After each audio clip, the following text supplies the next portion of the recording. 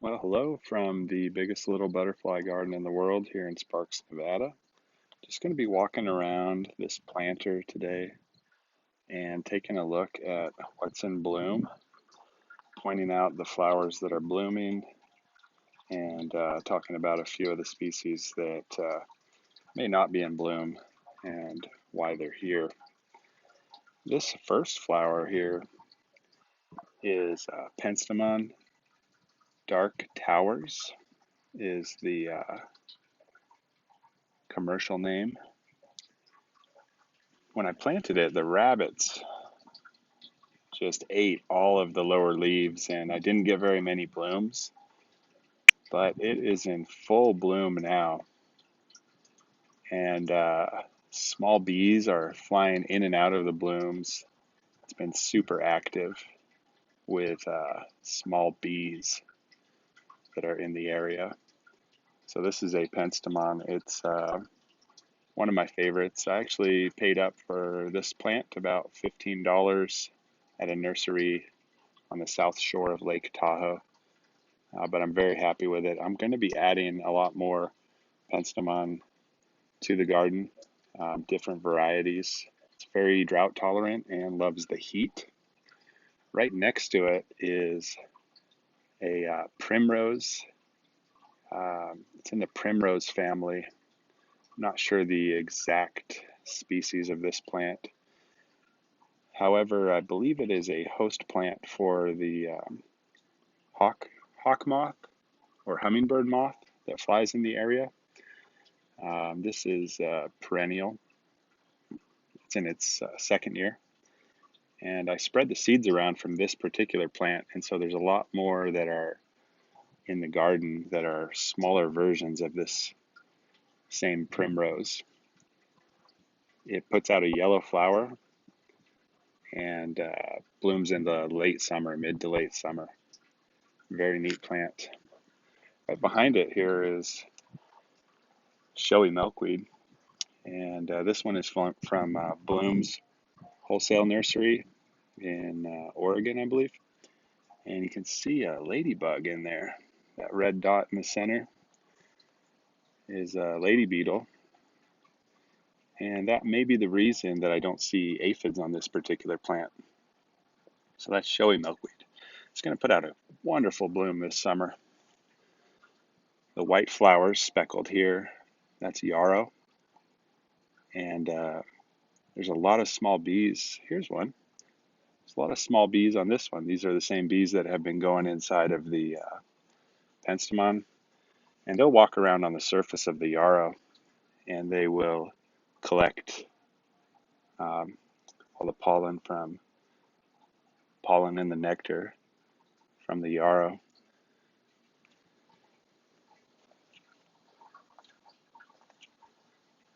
These are Sweet William. These bright clumps of blooms. These are Sweet William. And the Sweet William is somehow I managed to plant it, or let's just say it managed to grow in a uniform way where there's one bloom color here, and then there's a different bloom color here, and on the far side of the garden is a third bloom color. So I got really lucky the way that they come out with the blooms all separated. I believe this plant here is going to be a like Mexican hat coneflower. I'm pretty sure. See if we can focus. It's putting up these little cone-shaped tops, and it's going to be really neat to see what grows here. I'm not exactly sure if that's correct. Mexican hat coneflower. Right in the ground where it's wet right here, I put the root of red ring milkweed, Asclepias variegata. In this area back here, this world leaves. This is Mexican world milkweed, Asclepias fascicularis. This was grown by high school kids in Carson City in cooperation with Julie at Nevada Monarch Society And this world milkweed is coming up nicely this year. There's also more back there. Here's a California poppy. What's interesting is the leaf has been chewed, and I think there's a caterpillar that's been crawling in the blooms before they open and eating the flower, and I'm not sure what kind of caterpillar it is, but I've seen it happen a couple of times.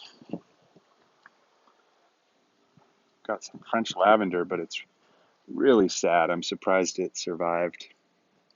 French lavender down there.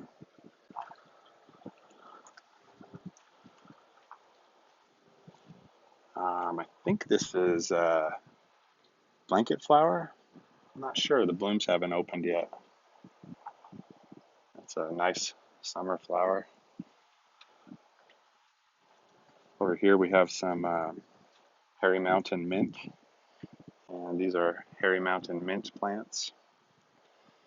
And the mint will have a square stem, so this plant has a square stem. This is in the mint family.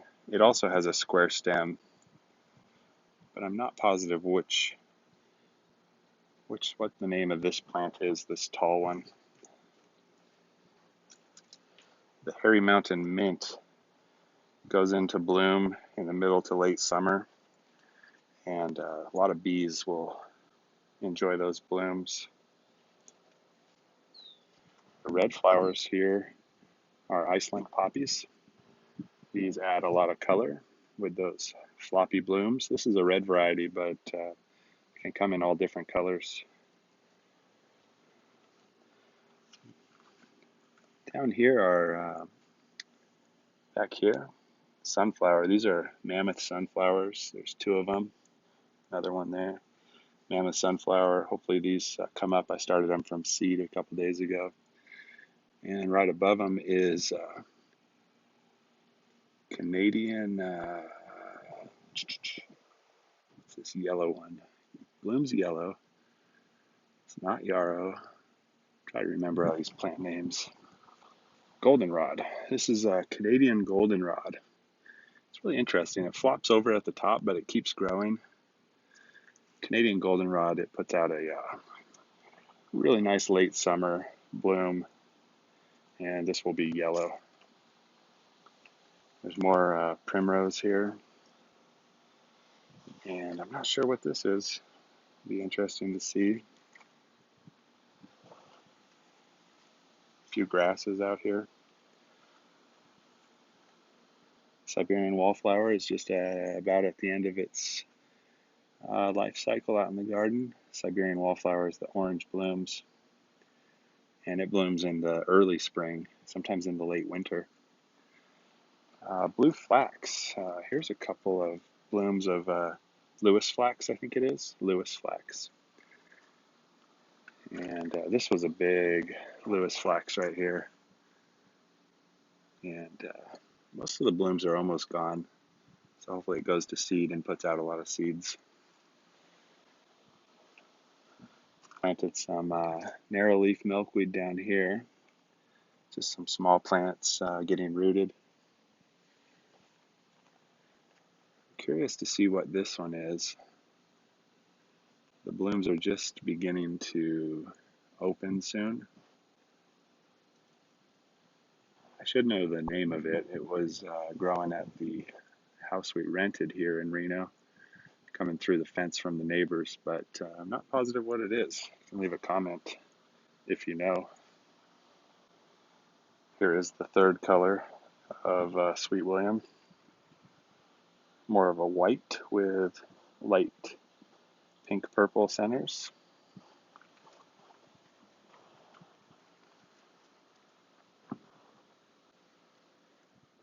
Really like this one. It's a salvia. You see those tall spikes.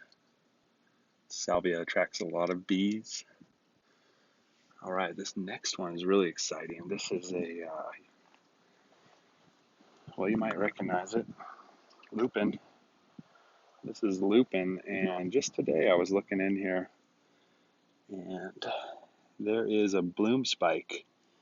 There's actually two bloom spikes that are going to come up. So I'm looking forward to getting blooms in the lupin this year. That's really exciting. It's an interesting grass. This one is Canada milkvetch. There's a lot of different plants that are milkvetch, and it will attract a butterfly that is a small blue butterfly. Last year I got one, and as soon as I found it and made the connection to the plant, a spider ate the butterfly, but I'm hoping to attract more.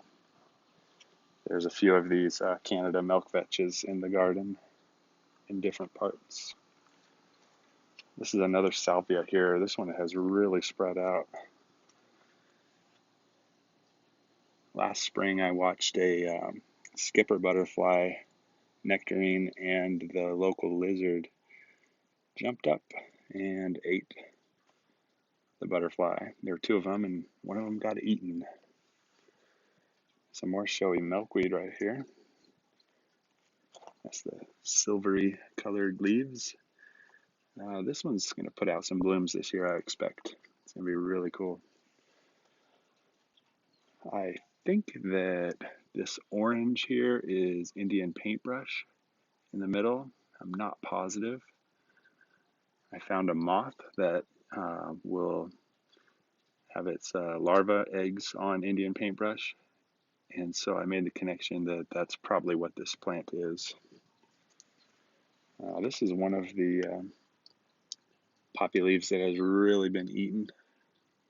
There's not much left of that poppy leaf. And there's just a few more milkweeds over here, and we've gone just about full circle. It's a showy milkweed, and there's another pair of showy milkweed there. Oh, one thing I forgot, right in front of the salvia is swamp milkweed.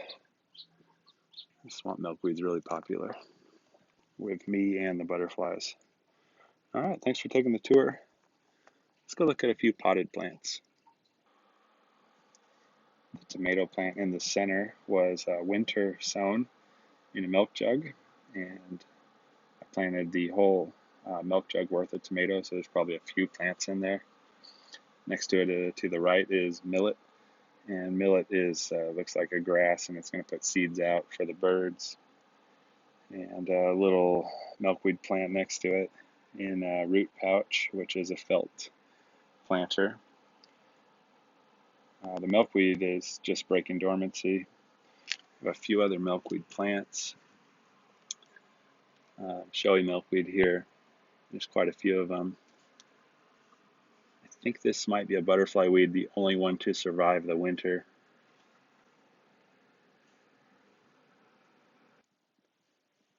This is where I did winter sowing in milk jugs, and this one here in the middle is showy milkweed. I think I have about 38 stems inside of here. So this is showy milkweed. These will need to be transplanted. What I did is I transplanted them to 10-inch containers, and then I'll take the container and I can travel with it or plant it in my garden. So one of the showy milkweed that I transplanted last spring at this time into the container, I moved it from the container into the ground, and the plant is now growing. So let's take a look at that one. This is the showy milkweed that I planted in the fall of 2017, and now it's the spring, late spring of 2018. And then I have another one on the other side of this daylily.